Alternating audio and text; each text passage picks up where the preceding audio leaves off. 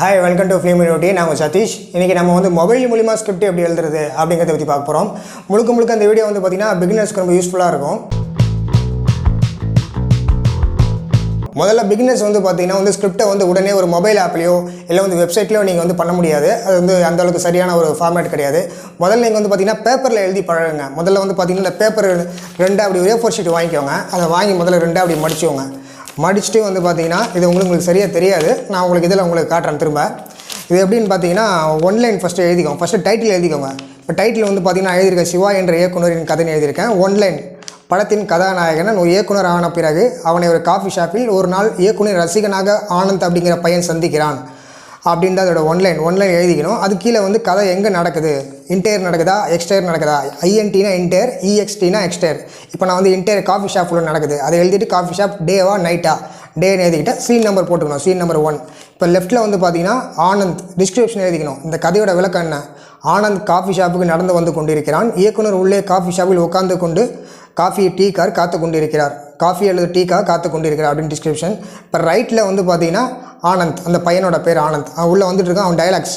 அதாவது லெஃப்ட்டில் வந்து டிஸ்கிரிப்ஷன், ரைட்டில் வந்து டைலாக்ஸ் எழுதிக்கணும். ஃபஸ்ட்டு ஆனந்த் அவன் வந்து சொல்கிறான், ப்ரோ நீங்கள் டேரக்டர் சிவா தானே, என்னோட இன்ஸ்பிரேஷன் ரோல் மாடல் எல்லாமே நீங்கள் தான் ப்ரோ, உங்களோட பெரிய ஃபேன் ப்ரோ அப்படின்னு சொல்கிறான் அந்த பையன். உடனே அந்த சிவா இயக்குனர் அவருடைய பேரும் போட்டுக்கணும். பேர் போட்டு பக்கத்தில் தேங்க்யூ அப்படி சொல்கிறாரு. திரும்ப அந்த ஆனந்துங்கிற பையன், ப்ரோ நீங்கள் டேரக்டர் ஆகிறதுக்கு யார் காரணம், உங்களுடைய இன்ஸ்பிரேஷன் யார் ப்ரோ அப்படின்னு சொல்கிறான். திரும்ப அந்த சிவா அந்த இயக்குனர் சொல்கிறார், என்னோடய ரோல் மாடல் இன்ஸ்பிரேஷன் எல்லாமே எங்கள் அப்பா தான், ஆனால் இப்போ ஒரு உயிரோடு இல்லை அப்படின்னு சொல்கிறார். உன்னை ஆனந்த் கேட்குறான், என்ன ப்ரோ சொல்கிறீங்க அப்படின்னு கேட்குறான் அந்த பையன். உன்னை சிவா இவர் சொல்கிறார், ஆமாம் உண்மைதான், நீங்கள் இப்போ பார்க்குற டேரக்டர் சிவாவுக்கும் பழைய சிவாவுக்கும் நிறைய வித்தியாசம் இருக்குது அப்படின்னு சொல்கிறேன். திரும்ப ஆனந்த் அவருடைய ஃபேஸ் ரியாக்ஷன், இது தேவைப்பட்டால் எழுதிக்கலாம், இல்லைனா வந்து நம்ம கேமராமேன் இதை பார்த்துப்பாரு.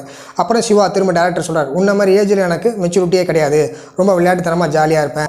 ஸோ நீங்கள் முதல்ல வந்து ஸ்கிரிப்ட் எழுதும்போது இப்படி தான் லெஃப்ட்டில் வந்து டிஸ்கிரிப்ஷனும் ரைட்டில் வந்து டைலாக்ஸும் எழுதி பழகணும். ஏன்னா பார்த்தீங்கன்னா நீங்கள் எடுத்தோடனே நீங்கள் இதில் எழுதும்போது அந்தளவுக்கு ப்ராக்டிஸ் இருக்காது. பேப்பரில் எழுதி பழகினா தான் உங்களுக்கு ப்ராக்டிஸ் இருக்கும், அதுக்காக சொல்ல வரேன். ஸோ இப்படி நீங்கள் எழுதினதுக்கப்புறம் திரும்ப நீங்கள் பேக்கில் வந்து பார்த்தீங்கன்னா அடுத்ததாக வந்து சீன் நம்பர் 1A அப்படின்னா வந்து பார்த்திங்கன்னா இதோட கண்டினியூட்டினா சீன் நம்பர் 1A. ஏன்னா லொக்கேஷன் இப்போ மாறுதுன்னு வச்சுக்கோங்களேன், லொக்கேஷன் மாறிச்சுன்னா சீன் நம்பர் 2 வரும். இதில் வந்து லொக்கேஷன் மாறல, இன்டேர் காஃபி ஷாப் அதே டே, அதோட சீனோட கண்டினியூட்டினால சீன் நம்பர் 1A அப்படின்னு சொல்லிட்டு நம்ம எழுதிக்கணும். அதே மாதிரி லெஃப்ட்டில் வந்து டிஸ்கிரிப்ஷன், ரைட்டில் வந்து டைலாக்ஸ். ஸோ இப்படி தான் நீங்கள் எழுதி பார்க்கணும். ஸோ இப்படி நீங்கள் எழுதி ப்ராக்டிஸ் பண்ணதுக்கப்புறம் தான் நீங்கள் வந்து ப்ரொஃபஷனலாக வந்து நீங்கள் வந்து ஒரு மொபைல் ஆப்லேயோ இல்லை வந்து வெப்சைட்லேயோ நீங்கள் வந்து அதை வந்து ப்ராக்டிஸ் பண்ண முடியும். ஸோ அது நம்ம மொபைலில் எப்படி ஸ்கிரிப்ட் எழுதுறதுங்க இப்போ நான் சொல்லித்தரேன் உங்களுக்கு. ஸோ இந்த ஆப்பு பேர் வந்து பார்த்தீங்கன்னா டப்ஸ்கிரிப்ட்னு அப்படிங்கிற ஆப்பு. இது நீங்கள் ஓப்பன் பண்ணால் இப்படி தான் இன்டர்ஃபேஸ் இருக்கும். வெல்கம் டு த பிளாங்க் பேஜ்னு இருக்குது பார்த்தீங்களா. அதுக்கு முன்னாடி இந்த மெனு ஆப்ஷனில் போய்ட்டு நீங்கள் வந்து அது என்னென்ன எப்படிலாம் எழுதணுன்றதை பார்த்துக்கோங்க. இது வந்து பார்த்தீங்கன்னா type script as plain text to look like a screenplay, swipe to read and it will auto ஃபார்மேட்னு கொடுத்துருக்காங்க. அப்புறம் basic element, scene heading, character, parenthetical, அப்போ டைலாக், ட்ரான்சிஷன் இதெல்லாம் கொடுத்துருக்காங்க. இதெல்லாம் நீங்கள் வந்து படிச்சுட்டு அப்படியே வந்து பாருங்கள். இப்போது ரீடுன்னு இருக்குல்ல, பக்கத்தில் ரைட்டுன்னு இருக்குது, நம்ம ரைட்டுக்கு போயாச்சு. இப்போ ரீட்லேருந்து ரைட்டுக்கு போயிட்டதுக்கப்புறம் இங்கே வந்து பாருங்கள், நீங்கள் அப்படியே டைப் பண்ண ஆரம்பிச்சிடலாம். இப்போ எக்ஸாம்பிளுக்கு நான் டைப் பண்ணுறேன் பாருங்கள், எக்ஸ்டைரர், இஎக்ஸ்டினா எக்ஸ்டைரர், வெளியில் அவுட் சைடில் நடக்குதுன்னா எக்ஸ்டைர்னு எழுதணும். இப்போ வந்து எக்ஸ்டைர் எழுதிட்டு தேட்டர், எந்த இடம் தேட்டரில் நடக்குதா தேட்டர். இது வந்து கேபிட்டல் எழுதலாம், ஸ்மால் கேபிட்டல் எழுதிக்கோங்க. நான் சும்மா சாம்பிளுக்கு உங்களுக்கு காட்டுறேன். தேட்டர் டேயில் நடக்குதா டே அப்படின்னு எழுதிட்டு இப்போ வந்து சீனோட டிஸ்கிரிப்ஷன் கீழே எழுதிக்கணும். சீன் நம்பர் எழுதிக்கோங்க. ஃபஸ்ட்டு சீன் நம்பர் 1ஆ 2ஆ அப்படின்றது. சீன் நம்பர் 1 அப்படின்னா சீன் நம்பர் 1 அப்படி எழுதிட்டு இப்போ கீழே வந்து டிஸ்கிரிப்ஷன் எழுதிக்கணும். என்ன சம்பவம் நடக்குது. இப்போ தேட்டரில் வந்து ஃபேன்ஸ் எல்லாம் டிக்கெட் வாங்க ஒரு ஸ்பேஸ் விட்டுக்கோங்க. தேட்டரில் ஃபேன்ஸ் எல்லோரும் படம் பார்க்க போகிறாங்க.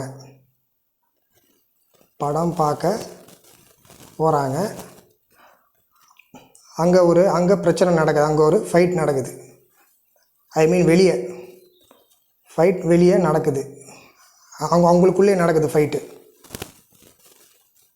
ஃபைட் நடக்குது.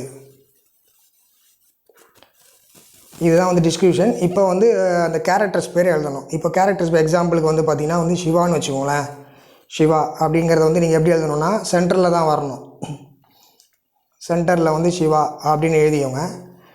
எழுதிட்டு கீழே வந்து பார்த்தீங்கன்னா இது வந்து மேக்ஸிமம் நீங்கள் வந்து இந்த இதெல்லாம் பேர்லாம் வந்து பார்த்தீங்கன்னா வந்து கேபிட்டலில் தான் எழுதணும். இப்போ சிவா அப்படிங்கிறது நான் கேபிட்டலே கொடுத்துக்கிறேன். இப்போது கீழே வந்து நம்ம டைலாக்ஸ் எழுதிக்கிறேன். இப்போ மேலே டிஸ்கிரிப்ஷன் கொடுத்தோம் இல்லையா, அப்போ சிவா கீழே டைலாக்ஸ். சிவா வந்து பேசுகிறான், சத்தம் போட்டுக்கிட்டே உள்ளே வரான். யார் மேலடா கை வைக்கிறீங்க அப்படின்ற மாதிரி ஒரு டைலாக். சும்மா யார் மேலே கை வைக்கிறீங்க. இப்போ திரும்ப அடுத்து இன்னொருத்தன் பேசுகிறான்னு வச்சுக்கோங்களேன், ரமேஷ் அப்படின்னா அது வந்து கேபிட்டல் எழுதிக்கணும். ரமேஷ் அப்படின்னு எழுதிட்டு அதே மாதிரி நடுவில் சென்டரில் கொண்டு வந்துடணும். கேரக்டர்ஸ்லாம் டயலாக்ஸ்லாம் அதுக்கு கீழே வரணும் மாதிரி இருக்கணும். இப்போ ரமேஷ் வாடா பார்த்துடலாம் அப்படிங்கிறான். இதுக்கு கீழே வந்து இந்த பேரந்திட்டிக்ஸில் வந்து நீங்கள் வந்து பார்த்தீங்கன்னா என்ன எழுதணும் அப்படின்னா, இப்போ வந்து வாடா பார்த்துக்கலாம் அவன் என்ன எப்படி எந்த ஒரு எமோஷனில் சொல்கிறான், கோபமாக சொல்கிறானா இல்லை வந்து எப்படி சொல்கிறான், கோபமாக சொல்கிறான், அதை வந்து நீங்கள் வந்து ஆங்க்ரி அப்படின்னு கூட கொடுத்துக்கலாம். எப்போவுமே இந்த பேரந்திட்டிக்ஸ் சொல்கிறது எதுக்கு அப்படின்னா, அதை வந்து என்ன மாதிரி எமோஷனலை க்ரியேட் பண்ணுறது அப்படிங்கிறதுக்காக நம்ம பண்ணியாச்சா. அப்போ அடுத்து வந்து சீன் நம்பர் 2 வேறு லொக்கேஷனில் நடக்குதுன்னு வச்சுக்கோங்களேன். சீன் நம்பர் 2 வேறு லொக்கேஷன் நடந்ததுன்னா சீன் நம்பர் 2 அதேமாரி கீழே டிஸ்கிரிப்ஷன் எழுதிட்டு அதே மாதிரி டேக்ஸ் அதே மாதிரி எழுதிட்டே வரணும். இப்போது லொக்கேஷன் இப்போ மாறலான்னு வச்சுக்கோங்களேன். சீன் நம்பர் அதே சீனில் கண்டினியூட்டியாக நடக்குது அப்படின்னா அது வந்து சீன் நம்பர் 2A அப்படி போட்டுக்கணும். புரியுங்களா. ஃபஸ்ட்டு நான் சொன்ன மாதிரி ஃபஸ்ட்டு பார்த்தீங்கன்னா டிஸ்கிரிப்ஷன், அது கீழே டைலாக்ஸு, அது கீழே என்ன மாதிரி அப்படிங்கிற விஷயத்தை எழுதிக்கணும். இது நீங்கள் சாம்பிள் பார்த்தீங்கன்னா இங்கேயே கொடுத்துருப்பாங்க. அந்த இதில் போய் பார்த்தீங்கன்னா தெரிஞ்சிடும் உங்களுக்கு எங்கெல்லாம் போல்டெல்லாம் கட்டுங்க, சீனு ஹெட்டிங் எப்படி எழுதணும், கேரக்டர்ஸ் அப்பர் கேஸ் எல்லாம் கொடுத்துருப்பாங்க. அதை பார்த்தே நீங்கள் தெரிஞ்சுக்கலாம். இப்போ நீங்கள் டயலாக் எழுதி முடித்தோடனே சேவ் கொடுத்துடலாம். சேவ் வந்து பார்த்தீங்கன்னா அங்கே ரெட் கலரில் சிம்பிள் காட்டுது பாருங்கள், அதில் நீங்கள் சேவ் கொடுத்துட்டிங்கன்னா நான் ஏற்கனவே சேவ் பண்ணிட்டதுனால அது திரும்ப ரீரைட் ஆகுது. நீங்கள் சேவ்னு கொடுக்கும்போது பேர் காட்டும், பேர் பாக்கிட்டு நீங்கள் அதை கிளிக் பண்ணிங்கன்னா சேவ் ஆகிடும். அவ்வளோதான். ஸோ இப்படி தான் வந்து ஸ்கிரிப்ட் எழுத கற்றுக்கணும். முதல்ல பேப்பர்லேருந்து, அப்புறம் மொபைலில், அதுக்கப்புறம் தான் நீங்கள் வந்து வெப்சைட்டெல்லாம் டைப் பண்ணி முதல்ல நீங்கள் பேப்பரில் எழுதி பழகுங்க. அப்புறமா மொபைல்லையோ எதில் வேணால் நீங்கள் வந்து டைப் பண்ணிக்கலாம். ஸோ ஸ்கிரிப்ட் எழுத அவ்வளோ கஷ்டமான விஷயம்லாம் கிடையாது, அது ஈஸியான விஷயம் தான். முதல்ல நீங்கள் பேப்பரில் எழுதி பழகுங்க. அப்படி இப்போ ஸ்டெப் பை ஸ்டெப்பாக நீங்கள் வந்து அதை வந்து இது பண்ணிக்கலாம். ஸோ இந்த வீடியோ வந்து உங்களுக்கு யூஸ்ஃபுல்லாக இருக்கும்னு நினைக்கிறேன். யூஸ்ஃபுல்லாக இருந்தால் லைக் பண்ணிட்டு உங்கள் ஃப்ரெண்ட்ஸுக்கு ஷேர் பண்ணுங்கள்.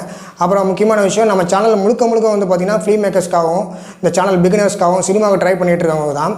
அதனால் வந்து ஒருத்தர் வந்து போன வாட்டி வந்து பார்த்திங்கன்னா கமெண்ட்ஸில் வந்து ஏதோ ஒரு ஆக்டரை பற்றி பேசுன்னு சொன்னார், அமெரிக்கன் ஆக்டரை பற்றி ஏதோ ஒன்று பேசுன்னு சொல்லியிருக்காரு.